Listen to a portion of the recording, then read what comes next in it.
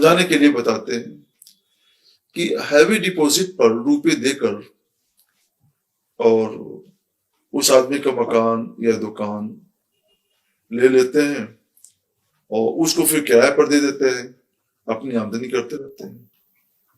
یہ کرتے ہیں لوگ یا اس میں اپنی رہائش اختیار کر لیں یا اس میں اپنی تجارت چلائے. مثلا 10 سال کے لیے ہے تو 10 سال کو کوئی کرایہ نہیں دینا ہے، تو قرض دے کر کے نفع کما رہے ہیں. تو قرض دے کر مقروض کے مال لے لینا اور اس سے کسی بھی طرح سے نفع کمانا یہ حرام ہے، کیونکہ یہ سود ہے. یہ سود ہے، اس لیے حرام و گناہ ہے. ایک تو ہم اپنی قوم کے سرمایہ داروں سے گزارش کرتے ہیں کہ آپ خدا کے واسطے ایسا کاروبار نہ کریں جس میں سود کی آلودگی ہو اور سود کے ذریعے وہ کاروبار ناپاک ہو رہا ہو. ایسا کاروبار نہ کریں. دیکھنے میں آپ کو بہت نفع مل رہا ہے کہ مثلا 10 سال کے لیے کسی کا مکان آپ نے لے لیا اور 10 لاکھ روپے ہمیں ڈپوزٹ پر دے دیے، تو 10 لاکھ روپے تو آپ کو ملیں گے پورے کے پورے.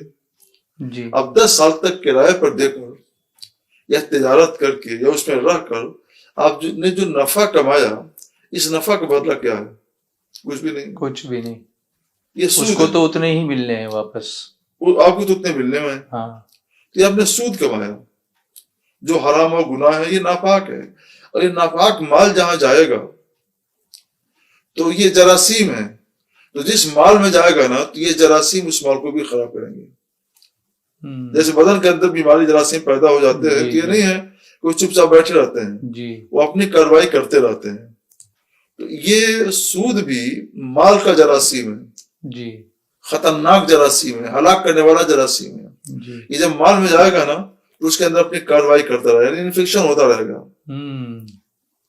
اور ایک دن ایسا آئے گا کہ اس دن یہ سب کا سب ڈوب جائے گا. اچھا، اللہ نے اس کے بارے میں پہلے ہی سے آگاہ کر دیا ہے. یمحق اللہ الربا، اللہ سود کو مٹاتا ہے.